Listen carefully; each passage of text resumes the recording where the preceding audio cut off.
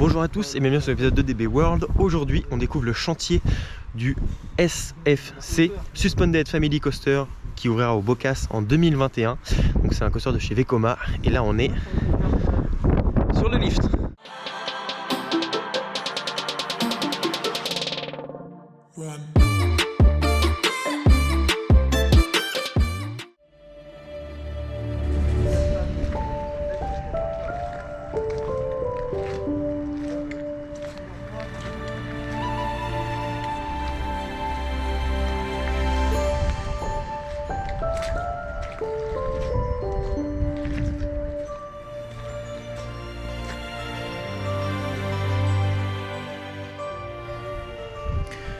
Ce coaster est donc une machine de chez Vekoma. C'est un Inverted Family avec bonne sensation parce que la hauteur est d'environ 19 mètres, sachant que, comme vous voyez derrière moi ici, il y a un trou qui a été creusé donc à peu près 5 mètres, mais pour avoir l'empattement avec le train et les passagers, ce fait que la chute réelle est d'environ 22 mètres, ce qui est tout à fait correct pour un familial, voire même plus que correct, ce qui rend l'attraction, on va dire, family coaster, family thrill coaster, voilà. On est un peu entre les deux, et donc on est sur du familial mais un peu plus sensationnel que du familial classique. Le rendement théorique est de 720 personnes par heure. C'est un rendement théorique, c'est ce que donne le constructeur. À savoir que derrière, ça va donc dépendre du chargement, déchargement, enfin voilà, de l'exploitation de l'attraction. Chaque chargement de train dure 60 secondes. Donc il faut 60 secondes pour décharger, charger un train en gare, et il n'y a qu'un seul train dans la mesure où il n'y a pas de zone de freinage. Là je vous redirige vers ma vidéo qui concerne les systèmes donc, de freinage bloc, et en fait qui crée des zones, et plus il y a de zones, plus on peut mettre de trains sur un parcours. Ici il n'y a pas de zone en fait, là, il n'y a qu'une seule zone, qu'une seule et même zone, parce que voilà, pour faire fonctionner qu'un seul train, ce type de coaster n'a pas besoin de plus, étant donné qu'il y a un lift à pneus, donc que ça remonte relativement vite. Ce qu'on pourrait dire en plus, pour un parc avec beaucoup plus d'affluence, qu'on pourrait vouloir en plus, ce serait un train supplémentaire, ce qui augmenterait significativement le rendement. À savoir qu'il faudrait donc une zone de freinage en gare avant la gare, et qui bloque complètement le train, que ce soit pas juste une zone de freinage pour ralentir le train, ce qui aurait pour effet de pouvoir mettre deux trains, et donc au moment où un train fait le parcours, l'autre peut se charger et décharger. Voilà. Bon, là ici il n'y a pas du tout besoin, on est au parc du Bocas, donc c'est en fait, ils ont dimensionné l'attraction en fonction de leur clientèle. C'est très important dans un parc de dimensionner le coaster en fonction de sa clientèle. Et c'est pour ça que certains gros parcs ont tout intérêt à prendre des rendements très élevés de 1000 voire 2000 personnes par heure. C'est pour ça que des fois, moi je dis 1000 personnes par heure, pour certains parcs c'est pas assez, 1000, 1200 c'est pas assez. Alors que pour un parc comme le parc du Bocas, 1000, 1200 c'est 2 fois trop. C'est vraiment beaucoup trop comparé à leur clientèle, sachant que deux trains ça va être beaucoup plus d'entretien, il faut plus d'opérateurs, et ça coûte cher un train, donc il faut en rajouter un. Bref, de toute manière cette attraction là elle n'est pas designée pour ça, et elle est très belle, les couleurs moi j'adore, personnellement je suis vraiment fan des couleurs, ça rend très très bien, là on l'a sous les yeux, enfin regardez derrière moi, moi j'adore, franchement cette couleur fait assez naturel, et j'aime bien, voilà. Donc on va continuer la visite évidemment, et je remercie le parc de m'inviter ainsi que des amis pour venir faire des vidéos et faire donc un petit reportage et un EDB World sur cette attraction. Et j'ai hâte de la rider, j'ai hâte de voir les premiers tours s'effectuer. Vraiment, voilà, c'est une belle machine. Franchement, voilà, comme ça, je trouve que Vekoma fait des très belles machines. On a vu ça avec Fly, on a vu ça avec les deux nouvelles machines de Thrift Drill. Et c'est vrai que ça, encore une fois, c'est du haut niveau, parce que ça reste un truc très abordable pour les parcs, avec donc une affluence moindre, et très abordable dans la mesure où voilà, l'exploitation, etc. Et des parcs comme le parc du Bocas peuvent se payer un coaster comme ça va plaire à la clientèle, ça va être vraiment intéressant, et ça a une plus-value, ça va vraiment faire un effet supplémentaire pour le parc, une offre vraiment très intéressante, et c'est grâce à Vekoma, et Vekoma monte dans le top des constructeurs en ce moment, parce que voilà, ils font des belles machines, et à voir, c'est très beau, il y a des belles courbes, il y a des belles formes, c'est bien fait quoi. C'est un modèle de série aussi, je crois pas l'avoir dit, c'est un modèle de série, ce qui veut dire que c'est un modèle qui existe sur leur catalogue, sur le catalogue de chez Vekoma, et ce catalogue en fait, il va donc avoir pour effet de proposer des modèles. Donc en général ils ont 2-3 modèles par type de coaster, donc là c'est un Suspended Family Coaster, donc je reviendrai sur Suspended plus tard. Ce type de coaster se décline en plusieurs en plusieurs layouts, en plusieurs parcours différents. Et c'est pareil pour leur boomerang, c'est pareil pour tout. Et après, les parcs peuvent demander ce qu'on appelle un coaster custom, donc avec un parcours customisé, créé exprès pour le parc. Ici, pas besoin, ils ont pris un modèle catalogue et c'est le premier de France. C'est quand même pas rien. Et c'est très bien comme nouveauté familiale, c'est génial.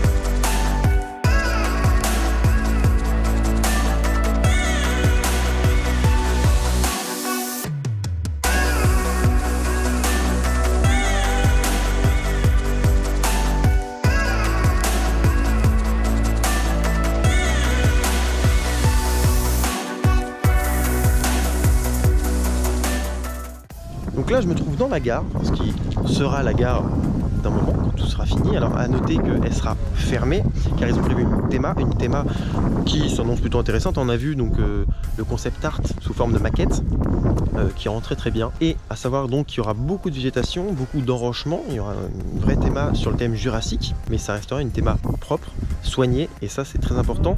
À noter que les gens qui vont faire cette théma, ce sont les mêmes qui ont fait la théma du Fort d'Odin, qui est juste ici, par là, et non, plutôt par là d'ailleurs. Du Fort d'Odin. Et en fait les gens qui ont fait donc cette théma, qui rend très bien, j'avais montré la maquette sur mon Instagram lors de ma visite de l'IAAPA en 2019, en septembre 2019, et ça rendait extrêmement bien encore une fois. Donc voilà, c'est que du positif, hein. Franchement la théma, on sait que c'est important encore une fois, et un petit parc qui veut soigner sa théma, c'est un parc qui a tout compris. Ça c'est indéniable et je pense que personne ne dira le contraire. Ici, je reviens sur ce que je disais, il n'y a pas de zone de frein, c'est-à-dire que ici, juste ici là, vous avez le parcours qui continue, le virage, et hop, vous arrivez directement en gare, et les premiers freins du parcours après le lift, après la chute, c'est, après la drop on va dire, c'est ici. Là vous arrivez, hop, premier frein magnétique, et ça arrive, ça court jusqu'à peu près les 3/4, les 2/3 de la gare, jusqu'à arriver dans des roues de friction.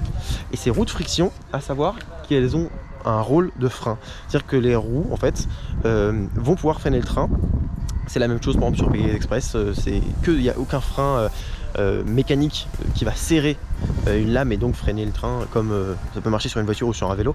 Ici non, c'est vraiment un frein magnétique, et à la fin, une fois que le train a perdu beaucoup de vitesse, ça s'arrête dans les roues de friction. Les freins magnétiques, je pense que j'en ai déjà un peu parlé, mais c'est des freins qui en fait, quand le train va arriver, ça va créer un courant induit. Enfin, ça va, grossièrement en fait, ça va, plus le train va aller vite, plus ça va freiner fort.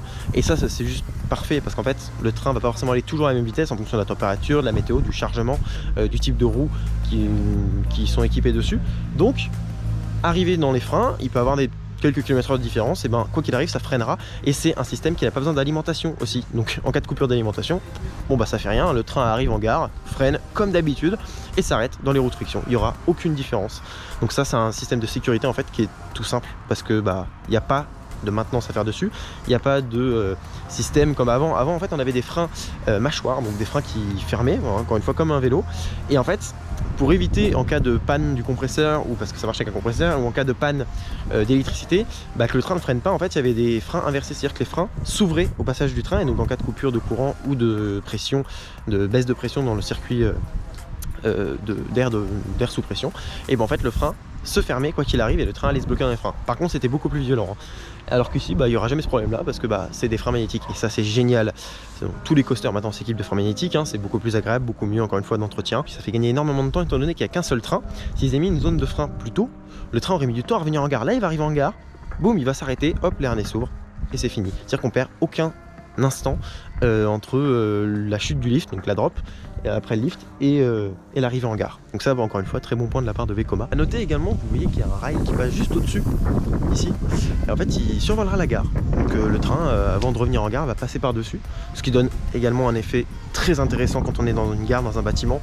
On aura vraiment cet effet-là qui sera prononcé, ça c'est génial. Les trains sont les mêmes, grossièrement, que ceux qu'il y a à Trips Drill, donc pour ceux qui ont fait leur nouveau Suspended Coaster, et ben ici vous aurez les mêmes trains dimensionnés un peu plus petits, hein, parce que c'est un familial, donc il y a les trains sont un peu plus petits, et aussi on aura le haut du corps libre, parce que c'est une lap bar, donc ça viendra nous tenir en bas, mais le haut du corps sera libre, ce qui est très bien sur un inverted. Enfin voilà, c'est que des points positifs, et Vekoma a réussi à faire un pêle-mêle de plein de choses hyper intelligentes, hyper intéressantes, les freins magnétiques, les sièges, voilà, le layout qui est tout simple et qui franchement rend très bien, enfin quand je dis tout simple, qui est condensé, qui est 100% du parcours est utilisé, il n'y a pas de moment on va dire lent. Alors ça après encore une fois ça sera à faire une fois qu'on sera dedans, hein, mais voilà, visuellement on ressent que le layout est bien travaillé, que c'est simple mais bien pensé, et voilà, ils ont fait vraiment un condensé de plein de technologies hyper intéressantes. Vu que c'est un modèle de série, il existe déjà je crois Energylandia, il y est par exemple.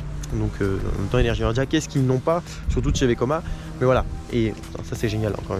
J'ai déjà fait dans plusieurs visites de parc, mais c'est trop bien de pouvoir toucher les rails, pouvoir être aussi proche, c'est inédit, et encore une fois c'est grâce à vous, hein. Je vous remercie beaucoup de me suivre, et je vous invite à vous abonner si ça vous intéresse. D'ailleurs si vous voulez suivre encore de nouvelles choses, suivre la construction de ce coaster, parce que voilà, les premières fois on va pouvoir monter dessus et tout, bah on viendra ici, on le fera, ce sera génial. On va aller au centre de l'Helix, parce que je pense que ça va être plutôt sympa. On va essayer de pas se manger le train. Regardez, donc là c'est la deuxième Helix, parce qu'il y en a deux, et on est pile au centre. On a la rail tout autour, et non, ça rend très bien, franchement, assez surpris. Enfin, bon, là c'est que des éloges, hein. Vous voyez, c'est vrai que c'est compliqué de ne pas être aussi élogieux quand on voit une machine aussi bien foutue. C'est du Vekoma, franchement, dire ça de Vekoma c'est intéressant, hein. Moi je trouve ça, voilà, je suis assez épaté de pouvoir dire ça de Vekoma. Je suis très content de pouvoir le faire, et je suis très content que le parc du Bocas ait investi dans un coaster aussi sympa. Voilà, il me tarde de le rider, de le tester, de voir un peu ce qu'il a dans le ventre. Voilà, ce family thrill comme je vais l'appeler, je pense.